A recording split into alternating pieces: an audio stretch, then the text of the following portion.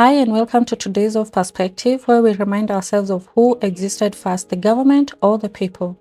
Lest humans forget and everything continue getting twisted, it is imperative that every human throughout the globe remember that people preceded the government. The government is and always will be subject to the people and not the other way around. And yet here we are, always feeling, seeming, and treated as if citizens are the subject of an all-powerful, never opposable arm of the government. But why is that the case? When did things change, making the government exceedingly powerful than the people it serves? When did the subject become the ruler and the real rulers become the subject? Obviously now, since everyone alive today were born long after governments had been established, it is easy to assume that the government came first, and so citizens owe allegiance and devotions to it. That's why it is so darn easy that wherever the government says or proposes goes, even with much resistance, it somehow always wins.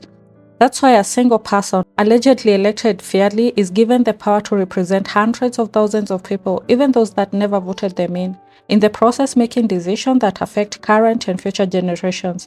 One may wonder how government became so powerful that laws are made right under citizens' noses without the involvement of every one of them, yet these laws are somehow for them.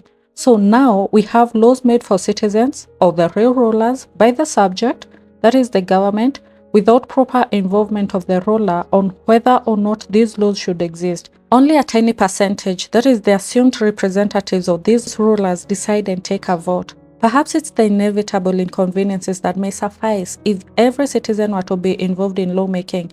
But aren't these laws made to be adhered by them all? So why not let all participate? I mean, with all this technological advancement, is it really impossible to make it easy and cost-effective to have public participation platforms that allow real rulers participate in decision-making? For example, I highly doubt any citizen agreed to criminalizing the sharing of indigenous seeds so gene-altered ones could thrive, which citizens did, and yet this is the current reality. So who made the government so powerful that the real rulers became subject and the real subject became the ruler?